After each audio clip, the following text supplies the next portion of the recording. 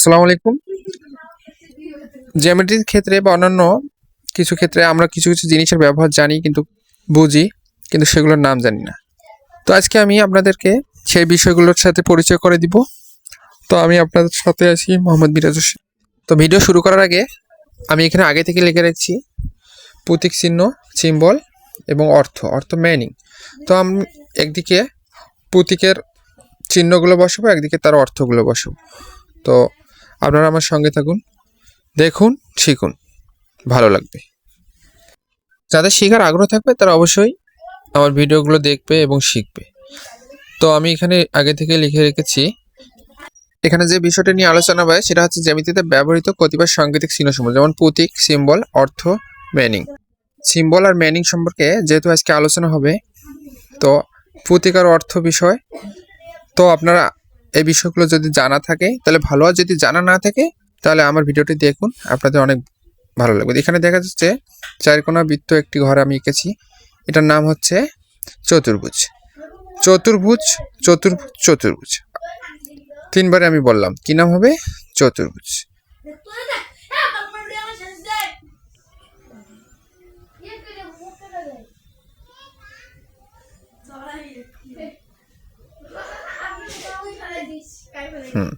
অর্থ হচ্ছে চতুর্ভুজ। আমি আপনাদের সুবিধার জন্য সবগুলো ঘর নতুন করে লিখলাম, যাতে করে আবার পুনরায় লিখতে না হয়। যেমন এই যে তিনটা বৃত্ত, তিনটা ফোঁটা একসঙ্গে আছে, এটার নাম কি আপনারা অনেকেই জানেন না।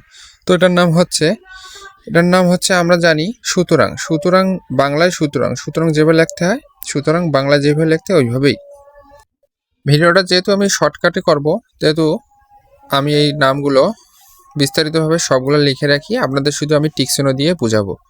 তো শুনুন, হ্যাঁ আমি লিখে রাখলাম সবগুলো নাম, এখন আপনাদেরকে আমি টিকচিহ্ন দিয়ে দিয়ে বোঝাবো। দেখুন, এই যে উপরেরটা তো আমরা লিখলাম সুতরাং, উপরেরটার মতনই তিন ফোঁটা, এটা হচ্ছে অন্য রকম, এটার নাম হচ্ছে যেহেতু।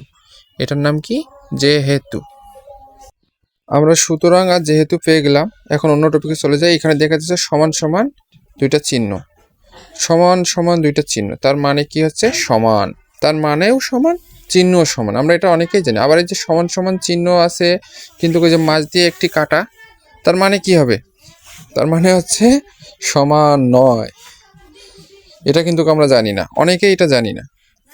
আবার এদিকে দেখা যাচ্ছে যে সমান সমান আছে, ওপরে একটা দেখেন কীরকম পেঁচালো চিহ্ন, তো এটার মানে কি হবে? এটাও আমরা অনেকেই জানি না। এটার মানে কি হবে? এটার মানে হচ্ছে সর্বসম। এটার মানে কি? সর্বসম। আবার এই যে সমান সমান একটা চিহ্ন, একটা চিহ্নের উপর দিয়ে আর লম্বা করে একটা চিহ্ন, এটার মানে কি? কোণ। এটার মানে কোণ। আবার সমান সমান একটা চিহ্ন, আবার এই যে কোণের মতো উপরে দেওয়া আছে একটা, এটার নাম হচ্ছে বৃহত্তম অথবা সমান। বৃহত্তম অথবা কি? সমান। আবার দেখেন বৃহত্তম আর অথবা সমানের মতো কিন্তু অন্যরকম, এটা হচ্ছে ক্ষুদ্রতম অথবা সমান। কি হবে? এটা হবে ক্ষুদ্রতম অথবা সমান। তো বৃহত্তম ক্ষুদ্রতম যেহেতু পেয়ে গেলাম, তো এবার আসুন, এবার দেখেন এটা চিহ্ন, দেখেন এটা চিহ্ন অনেকে কিন্তু চিনে না। এটার নাম কি? এটার নাম হচ্ছে লম্ব। এটার নাম হচ্ছে লম্ব। অনেকে আমরা লম্বটাকে চিনি না। আবার দেখেন এরকম চিহ্ন, একটা দুইটা লাঠি একসঙ্গে লম্বা লম্বা করে দাঁড়ানো আছে, এটার নাম কি? এটার নাম অনেকে কিন্তু আমরা জানি না। এটার নাম হচ্ছে সমান্তরাল। এটার নাম কি? এটার নাম হচ্ছে সমান্তরাল।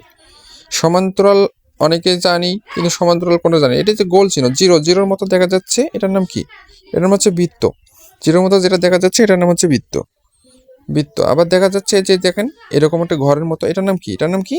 এটার নাম হচ্ছে ত্রিভুজ। ত্রিভুজ। তাহলে আমরা কি পেলাম? সুতরাং পেলাম, যেহেতু পেলাম, সমান পেলাম, সমান নয় পেলাম, সর্বসম পেলাম, কোণ পেলাম, আবার বৃহত্তম অথবা সমান পেলাম, আবার ক্ষুদ্রতম অথবা সমান পেলাম, আবার লম্ব, সমান্তরাল, বৃত্ত, ত্রিভুজ পেলাম। তাহলে অনেকেই আমরা যেগুলো জানি না এগুলো জেনে নেব, যেগুলো জানা আছে সেগুলো আবার আপনাদের ধারণা হইলো। তো এতক্ষণ আমার সঙ্গে থাকার জন্য আপনাদের অসংখ্য ধন্যবাদ। তো আমার ভিডিও যদি আপনাদের অনেক ভালো লেগে থাকে বা না লেগে থাকে, তবুও আপনারা লাইক দিবেন। আপনারা যদি না দেন তাতে আমার মনে দুঃখ নেই। ধন্যবাদ।